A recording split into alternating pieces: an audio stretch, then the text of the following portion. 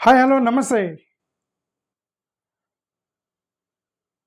Christian NGOs మీద ఎఫ్‌సీఆర్ఏకి సంబంధించిన scrutiny చేస్తున్నారు అనేది చాలా రోజుల నుంచి నాకు చెప్తున్నారు. మీరు దాని మీద ఒక వీడియో మాట్లాడండి. భారతీయ జనతా పార్టీకి సంబంధించినటువంటి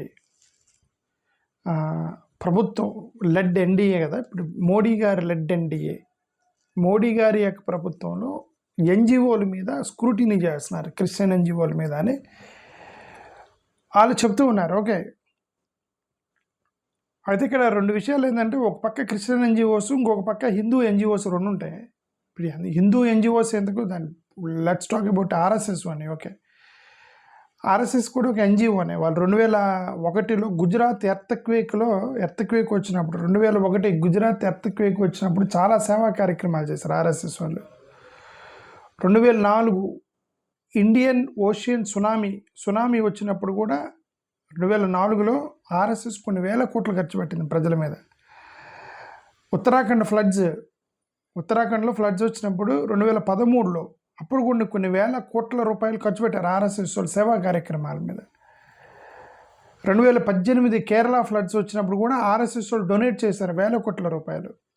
ఇవన్నీ కూడా సైక్లోన్స్, ఫ్లడ్స్ ఇవన్నీ వచ్చినప్పుడు ఈ ఆర్ఎస్ఎస్ వాళ్ళు డబ్బులు డొనేట్ చేస్తూ ఉంటారు. అంటే ఇప్పుడు ఎందుకు చెప్తున్నానంటే, ఇవన్నీ ఒక పక్క క్రిస్టియన్ సంస్థలు చేస్తుంటే ఒక పక్క వీళ్ళు చేస్తున్నప్పుడు స్క్రూటినీ ఓన్లీ క్రిస్టియన్ ఆర్గనైజేషన్స్ మీద ఎందుకు చేస్తున్నారు? 1.1 ప్లస్ అసలు వీళ్ళు రిజిస్ట్రేషన్ చేయలేదు. రిజిస్ట్రేషన్ చేయకుండానే ఇన్ని సేవా కార్యక్రమాలు చేస్తున్నారు. వాళ్ళు రిజిస్ట్రేషన్ చేసి వాళ్ళు ఎప్పటికప్పుడు ఫైలింగ్స్ చేసుకొని చేస్తున్నప్పటికీ కూడా వాళ్ళ మీద స్క్రూటినీ ఎక్కువైంది. ఆర్ఎస్ఎస్ వాళ్ళు రిజిస్ట్రేషన్ చేయలేదు, వేల కోట్ల రూపాయలు ఖర్చు పెడుతుంటారు సేవా కార్యక్రమాల మీద. విద్యాభారతి, ఇప్పుడు ఆర్ఎస్ఎస్కి సంబంధించిన ఎఫిలియేటెడ్ ఎడ్యుకేషనల్ ఆర్గనైజేషన్ ఉంది విద్యాభారతి అనేది. స్కూల్ రన్ చేస్తున్నారు, ఎఫిలియేటెడ్. చాలా రూరల్ ట్రైబల్ ఏరియాస్లో కూడా స్కూల్స్ పెట్టారు ఈ మధ్య ఆర్ఎస్ఎస్ వాళ్ళు. హాస్టల్ ఫెసిలిటీస్ స్టూడెంట్స్కి ఇచ్చారు, లిటరసీ ప్రోగ్రామ్స్ పెడుతున్నారు, ఎకనామికల్లీ డిసడ్వాంటేజ్డ్ చిల్డ్రన్ కూడా డబ్బులు ఇస్తున్నారు.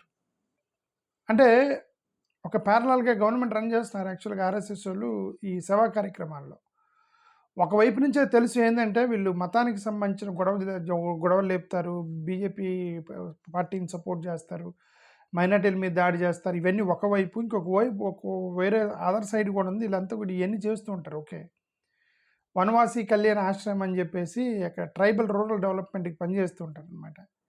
ట్రైబల్ ఎడ్యుకేషన్కి హెల్త్ క్యాంపులు, skill development, agriculture related issues ఇవన్నీ చేస్తుంటారు. ఆర్ఎస్ఎస్ లింక్ అయిన కొన్ని గ్రూప్స్ ఉంటాయి. మన బ్లడ్ డొనేషన్ చేస్తుంటారు, మెడికల్ క్యాంపులు చేస్తుంటారు, రూరల్ హెల్త్ కేర్ ఇనిషియేటివ్ చేస్తుంటారు, ఇవన్నీ చేస్తూ ఉంటారు. కొన్ని సంస్థలకు విడిపోయారు వాళ్ళు. సేవా భారత్ అని, slum development program, orphan support, care for different abled persons, women's help groups. Covid అప్పుడు కూడా వేల కోట్లు ఖర్చు పెట్టారు. Distribution of food packets, ration, blood donation, assistants, hospital, migrant workers, tree plantation drives చేస్తారు, వాటర్ కన్జర్వేషన్ చేస్తారు, విలేజ్ రెడ్ లైన్ క్యాంపెయిన్ చేస్తారు. ఇన్ని కార్యక్రమాలు చేసేటువంటి ఎన్‌జీఓ అయినటువంటి ఆర్ఎస్ఎస్ ఇంతవరకు రిజిస్ట్రేషన్ చేయకుండా రిజిస్ట్రేషన్ చేసి నడుపుకుంటున్న క్రైస్తవ సంస్థల మీద ఎఫ్‌సీఆర్ఏకి సంబంధించిన ఇష్యూ వస్తుంది ఇప్పుడు వీళ్ళు ఏమంటారంటే, క్రిస్టియన్ ఆర్గనైజేషన్స్ వీళ్ళు ఎందుకు మమ్మల్ని ఇంత నొక్కుతున్నారు? ఒక పక్క వాళ్ళది కూడా ఎన్‌జీఓనే కదా, వాళ్ళు కూడా సేవా కార్యక్రమాలు చేస్తున్నారు కదా, మేము కూడా సేవా కార్యక్రమాలు చేస్తున్నారు కదా, మా మీద ఎందుకు టార్గెట్ చేస్తున్నారు అనేది ఈ క్రిస్టియన్స్ అడుగుతున్నారు. ఓకే. క్రిస్టియన్ సంస్థలు ఇప్పుడు యాక్చువల్గా కాంట్రవర్సీ ఎక్కడొచ్చింది? 2014 అధికారంలోకి రాగానే ఈ ఎఫ్‌సీఆర్ఏలను ఒక చిన్న క్లాజ్ని అమెండ్ చేశారు. 2014లోనే మోడీ గవర్నమెంట్ రాగానే ఒక అమెండ్మెంట్ చేశారు ఎఫ్‌సీఆర్ఏ మీద. ఏమని? ఫారెన్ నుంచి ఎక్కడెక్కడి నుంచి డబ్బులు వస్తున్నాయి, కాంప్లియన్స్కి సంబంధించిన రిక్వైర్మెంట్స్ మొత్తం తీసుకొని ఫారెన్ ఏ సంస్థ నుంచి ఏ అకౌంట్ నుంచి డబ్బులు వస్తున్నాయో మొత్తం బయట పెట్టాల్సిందేనని ఈ 2014లో చిన్న అమెండ్మెంట్ చేశారు గవర్నమెంట్ రాగానే. సో, ఇక ఎక్కడెక్కడ అంతవరకు సీక్రెట్ డొనేషన్స్ అవన్నీ కూడా ఆగిపోయినాయండి. ఆగిపోయి డైరెక్ట్‌గా గవర్నమెంట్‌కి చెప్పాల్సొచ్చింది. ఎఫ్‌సీఆర్ఐకి సంబంధించి 2015లో ఒక లార్జ్ స్కేల్ స్క్రూటినీ మొదలెట్టారు. ఎన్‌జీఓ రిజిస్ట్రేషన్స్ వాటిలో ఏయి జెన్యూన్ ఉన్నాయి, ఏవి జెన్యూన్ లేవు మొత్తం కూడా కాంప్లియన్స్ యాక్షన్స్ పెట్టి మూసేయటం మొదలెట్టారు 2015లో. సెకండ్ అమెండ్మెంట్ చేశారు. 2016లో ఇంకొకటి చేశారు. ఇదేంది ఫారెన్ సోర్స్ అనే దానికి డెఫినేషన్ మార్చారనమాట. ఫారెన్ సోర్స్ అంటే ఏంటి? ఏ లిమిట్స్‌లో మేము ఫారెన్ యొక్క డబ్బుని వాళ్ళని మనం యాక్సెప్ట్ చేయాలి? ఏ ఏ యొక్క ఎన్‌జీఓలకి మనం యాక్సెప్ట్ చేయాలి? అన్నిటికీ యాక్సెప్ట్ చేయాలా? ఓన్లీ ఎడ్యుకేషనల్ ఇన్‌స్టిట్యూషన్స్ యాక్సెప్ట్ చేయాలా? ఇవన్నీ కూడా కొన్ని డెఫినిషన్స్ మార్చారు 2016లో. ఇంకా టైట్ అయిపోయింది. 2017లో పెద్దగా ఏమి అమెండ్మెంట్ చేయలే. బట్ 2018లో మళ్ళీ అమెండ్మెంట్ చేశారు. ఆ 2018లో చాలా ఎన్‌జీఓలు మూతపడిపోయినాయి. ఈ క్రిస్టియన్ ఎన్‌జీఓలు, ఎఫ్‌సీఆర్ఐ మొత్తం క్యాన్సిల్ చేశారు 2018లో. లార్జ్ స్కేల్ క్యాన్సిలేషన్ జరిగింది. 2020లో మళ్ళీ ఇంకొక అమెండ్మెంట్ చేశారు.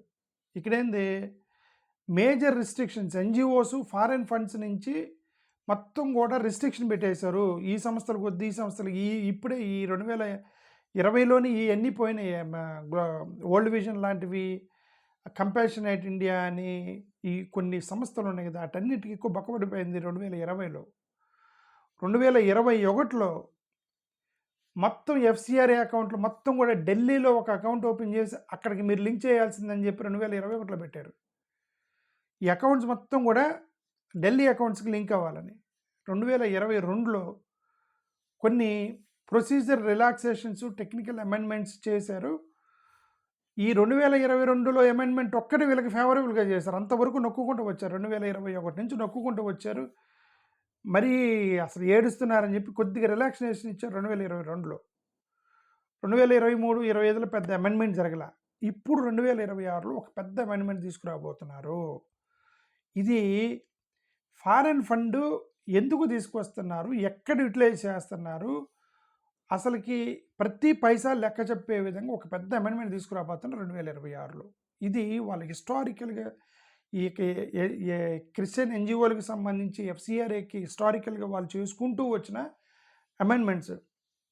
ఇప్పుడు ఏమంటారంటే ఎందుకు మమ్మల్ని ఇన్ని ఎన్‌జీఓలు చేస్తున్నారు, మీరు కూడా ఎన్‌జీఓ రన్ చేస్తున్నారు కదా, మీరు కూడా సేవా కార్యక్రమాలు చేస్తారు కదా ఆర్ఎస్ఎస్ పేరు మీద, మీరు అసలు రిజిస్ట్రేషన్ కూడా చేయకుండా ఇంత స్క్రూటినీ ఎందుకు చేస్తున్నారు?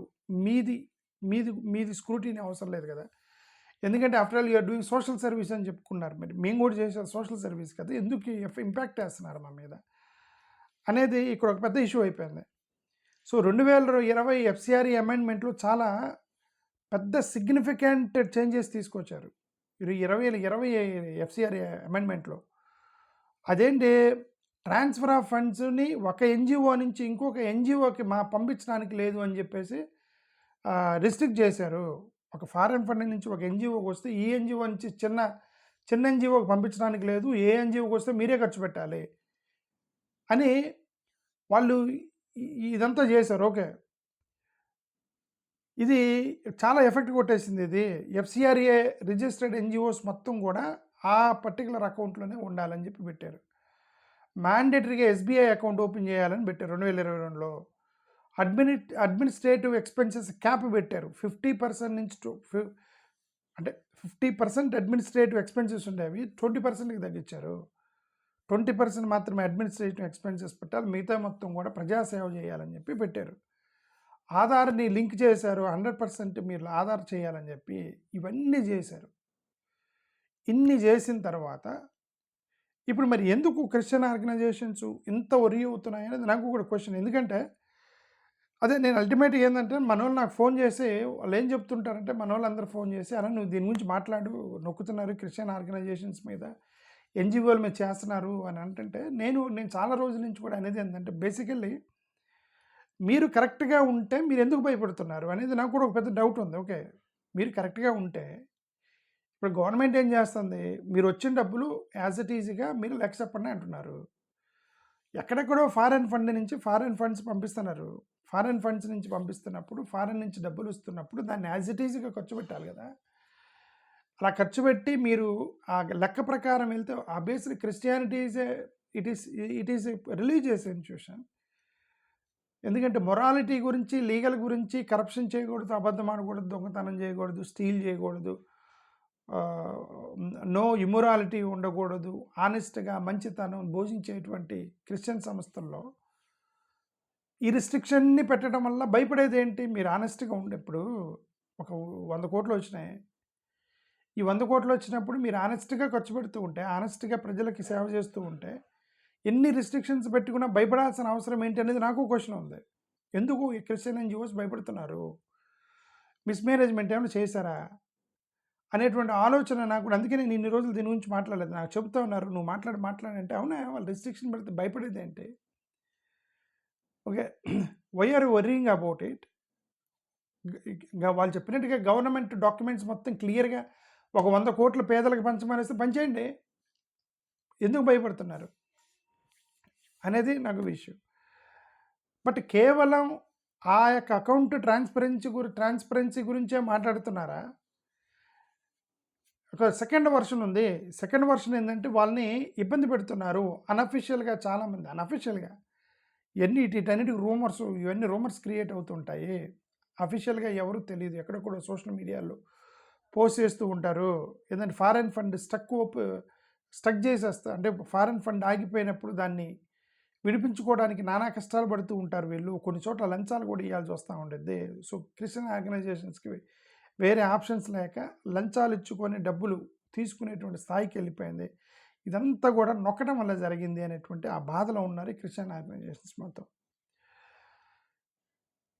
సరే, ఇప్పుడు ఎన్‌జిఓలు అందరూ పెట్టారు. క్రిస్టియన్స్ పెట్టారు, ముస్లిమ్స్ పెట్టారు, హిందూ ఎన్‌జిఓలు ఉన్నాయి, సిక్కు, జైను, పార్సీ ఎన్ని ఎన్‌జిఓలు ఉన్నాయి, దళిత సంఘాలకు సంబంధించిన ఎన్‌జిఓలు ఉన్నాయి, నాన్ రిలీజియస్ ఎన్‌జిఓలు కూడా ఉన్నాయి, సెక్యులర్ ఎన్‌జిఓలు ఉన్నాయి, కులాలకు సంబంధించిన ఎన్‌జిఓలు ఉన్నాయి, ఓల్డ్ ఏజ్ హోమ్స్ లాంటి ఎన్‌జిఓలు ఉన్నాయి. వీళ్ళందరికీ ఇబ్బంది లేకుండా why only Christian organizations are worrying about it అనే దానికి ఒక ప్రశ్న వస్తే, మేబీ క్లియర్‌గా టార్గెటెడ్‌గా క్రిస్టియన్ ఎన్‌జిఓస్ మీద నొక్కుతున్నారు, వాళ్ళకే నోటీస్ ఇస్తున్నారు, వాళ్ళనే స్క్రూటినీ చేస్తున్నారు అనేటువంటి అర్థం వచ్చే విధంగా కనిపిస్తుంది కదా. అంటే క్రిస్టియన్ ఎన్‌జిఓస్ మీద టార్గెట్ పెట్టారేమో అనే అనుమానం వస్తుంది. ఎందుకంటే వీళ్ళే ఎందుకు గొడవ చేస్తున్నారు? ఒక రిస్ట్రిక్షన్స్ పెట్టినప్పుడు ఇదిగోండి మీరు చేసినటువంటి మార్పుల వల్ల అమెండ్మెంట్ వాళ్ళకి క్రిస్టియన్ ఎన్‌జిఓస్ అని అమెండ్మెంట్ చేయలేదు కదా. ఫారెన్‌కి ఎఫ్‌సిఆర్‌ఏ అమెండ్మెంట్, అంటే ఎఫ్‌సిఆర్‌ఏ అంటే అది హిందూ సంబంధించిన సంస్థలు కూడా వర్తించింది కదా.